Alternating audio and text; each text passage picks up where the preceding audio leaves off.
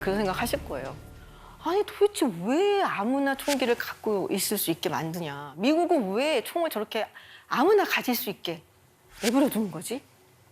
그런 생각 많이 하시죠. 네, 규제가 없지는 않아요. 미국도 당연히 규제가 있습니다. 근데 이 총기 규제라는 게 굉장히 복잡해요.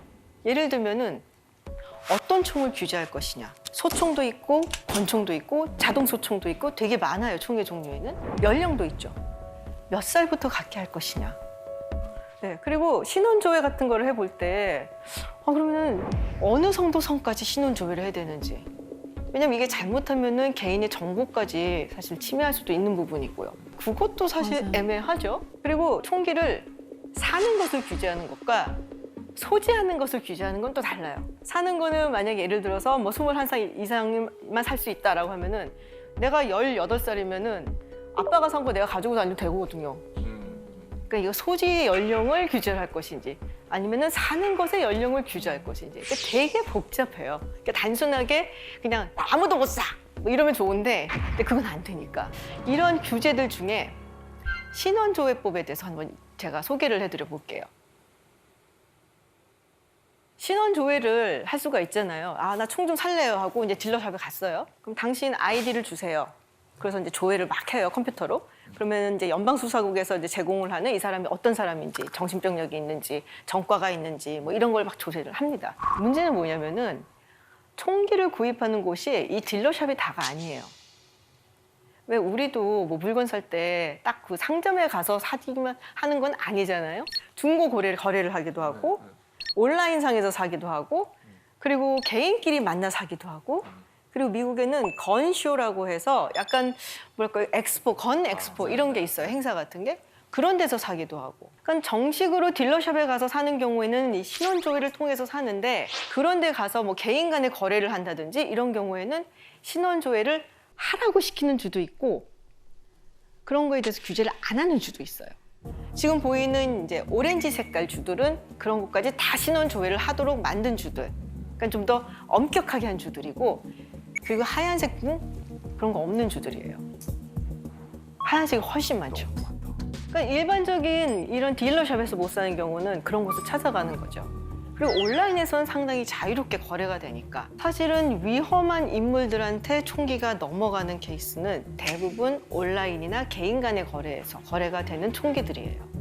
그러니까 이렇게 보면은 사실은 이 온라인이나 개인 간의 어떤 거래도 좀 막아야 되는 게 아닌가라는 생각이 들겠죠. 전형적인 사건이 하나 있었죠. 여러분도 아마 기억들 하실 것 같은데요. 2007년에 있었던 버지니아 공대 총기 난사 사건. 범인은 당시 대학에 재학 중이었던 23살의 조승희였습니다. 한국계 미국인이라서 한국에서도 굉장히 충격적인 뉴스로 보도가 됐었어요. 무차별 난사로 인해서 교수랑 학생 전부 포함해서 무려 32명이 사망을 했고요. 그리고 29명이 부상을 당했습니다.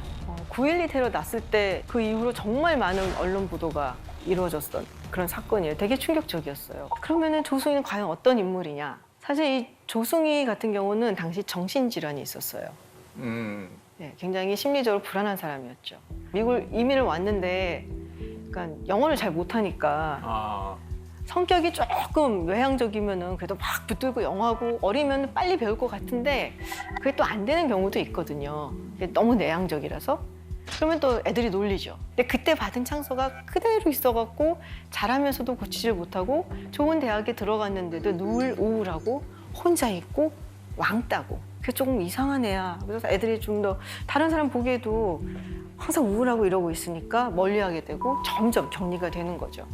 그리고 사실은 피해망상적 환각 장애를 앓고 있다라고 판단을 받았었어요. 여성을 스토킹을 해갖고 경찰한테 체포돼서 구금이 된 경우도 있었고 사실 이런 경우면은 총을 가져서는 안 되는 거죠. 맞아요. 그럼에도 불구하고 조승희한테는 권총 그리고 500발이 넘는 탄창이 있었습니다. 어디서 구했겠어요? 블랙마켓. 조승희가 총기와 총탄을 구한 곳은 인터넷이었어요. 너무 쉽게 구할 수 있어요. 그렇죠. 버지니아에서는 당시 이제 온라인으로 총기를 구입하는 게 불법이 아니었거든요. 근데 사실 이게 이제 신원조회라든지 이런 게 철저하게 됐었으면은 그러면은 조승희가 구하지 못했을까? 조승희 만약에 정상적인 딜러만 있었으면은 총을 손에 넣지 못할 수도 있지 않았을까라는 생각을 할 수 있잖아요. 근데 그것도 또 구멍이 있는 게 신원조회상으로 뭐 정신병력이 있다 이런 거는 병원에 입원을 해야지 나오거든요. 정신과 상담받고 이런 정도로 정신병력이 있다 이렇게 하기는 안 되죠. 사실 현대인이 얼마나 많은 정신적인 힘겨움을 겪고 있는데 그러니까 그러면은 이런 정도 가지고 정신 상담 받았을까 안 돼 이렇게는 안 되죠. 그러니까 요소에 규제가 있지만 구멍이 있다라는 겁니다. 근데 최근 들어서 정말 또 문제가 되는 거는 미성년자가 범인인 경우예요. 아, 맞아요. 이거는 정말 너무 끔찍하죠. 그리고 정말 공격을 많이 받는 곳들이 학교예요. 생각을 한번 해보세요. 내가 누군가를 정말 다 죽여버리고 싶어. 어디가 가장 가면은 죽이기 좋은 장소일까? 생각을 해보면 학교, 교회, 무방비 상태로 있는 사람들, 어린아이들이 있는 곳. 얼마 전에 있었던 텍사스의 롭 초등학교 사건 기억들 하시죠? 대부분의 희생자가 7살에서 10살 사이의 어린아이들이었습니다. 교사까지 포함해서 총 21명이 죽었어요. Police say Ramos walked into Robb Elementary School after shooting his grandma and crashing his truck near the school. They say he entered the school armed with a handgun and possibly a rifle, then opened fire. Authorities saying he fired at children, teachers, whoever was in his way. 되게 조그만 말이에요. 주민 인구수가 한 16,000명 정도밖에 안 됩니다. 그래서 이 주민들이 정말 충격을 받았던 거는 아니 내가 아는 애가 왜 저런 짓을 했을까? 라는 거죠. 내 이웃의 아들이. 근데 이렇게 미성년 자녀들, 그러니까 어린 아이들이 총격의 피해가 점점점 늘어나고 있는데 이 에듀케이션 위크라는 곳의 이제 통계에 따르면은 이 아이들 대상으로 발생한 총격 사건이 2018년 이후 무려 119건. 그리고 질병통제예방센터에서 2020년에 어린아이들과 청소년들이 사망하게 된 가장 주요한 원인 중에 하나가 사실은 총격 폭력이었다. 질병보다. 네. 자동차 사고보다 많았다. 와. 이 사건이 있고 나서 이제 생존자 아이 중에 한 명이 그런 말을 하더라고요. 살아남기 위해서 죽은 친구 피를 내 몸에 발랐어요. 그 아이는 평생 동안 얼마나 그 트라우마를 갖고 살아갈까요? 당시 이 범인이 18살이었어요. 그리고 이 18살짜리 소년이 가지고 있었던 총들이 뭐 어마어마합니다. 권총에다가 AR-15 반자동 소총에다가 뭐 정말 뭐 탄창도 뭐 고용량으로 가지고 있고 이렇게 쉽게 구하면 안 되는 거 아니냐. 이렇게 물어보시는 분들이 많아요. 아니 미국은 그렇게 총을 구하기가 쉬워요? 진짜로? 다른 나라보다 쉬운 거 맞습니다. 훨씬 쉽게 총을 구입할 수가 있어요. 일정한 자격이 되면. 본인이 뭐 범죄 경력도 없고 깨끗하고 나이도 어느 정도 되고 그러면 거의 별 문제 없이 거의 다 구할 수가 있어요. 전체 미국인들이 가지고 있는 지금 현재 미국에서 유통되고 가지고 있는 총이 얼마냐 이걸 이제 통계를 봤더니 2020년 통계상으로 봤을 때 9점. 그 다 한 자루씩 있다는 얘기 아니에요, 그죠? 성인들은 3자루씩 꽂고 다닌다는 얘긴데 그러면? 계산을 하면은 나온 것처럼 뭐 1인 1정 이상 뭐 이렇게 되는 건데 이게 뭐 그렇다고 모두가 갖고 있는 건 아니고 뭐 안 가져본 사람도 많아요. 근데 총을 안 가진 사람도 있고 그리고 가진 사람들은 하나만 갖는 게 아니라 여러 개를 가지는 경우가 많아요.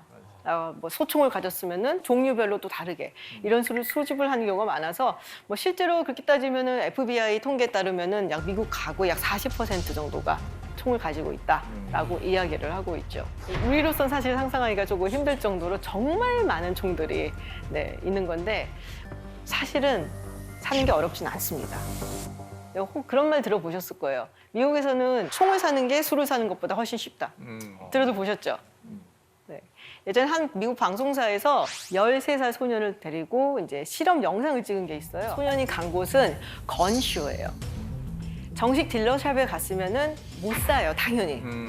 근데 아까도 말씀드렸지만 이 개인 간의 거래, 뭐 건 엑스포 이런 거, 그리고 온라인상으로 여기는 사각지대인 곳이 많거든요. 캘리포니아나 뉴욕까지 그런 것까지 다 규제를 하는 주들도 있지만 또 많은 주들이 거기까지는 규제를 안 하기 때문에 사실상 마음을 먹으면 살 수 있는 길은 있다라는 거죠. 아까 제가 캘리포니아 같은 데 굉장히 규제가 심하다고 했지만 그래도 캘리포니아도 사실 정식 딜러샵도 많고 보셨을 거예요. K마트, 월마트 이런 데 가면 마트에서 판다고요? 마트에서 팔아요. 외차, 레밍턴. 마트가 참 총이 참치 옆에 있네요. 참치. 스테이크 옆에. 와, 네, 이렇게 총 마트에 뒤에 가면 사탕이 있어. 이게 하나의 레저처럼 사냥을 하니까 레저 용품 파는 곳에 있다든지 저 자리에서 바로 그럼 탄환도 살 수 있는 거예요? 탄환도 살 수 있을 거예요. 제가 알기로는.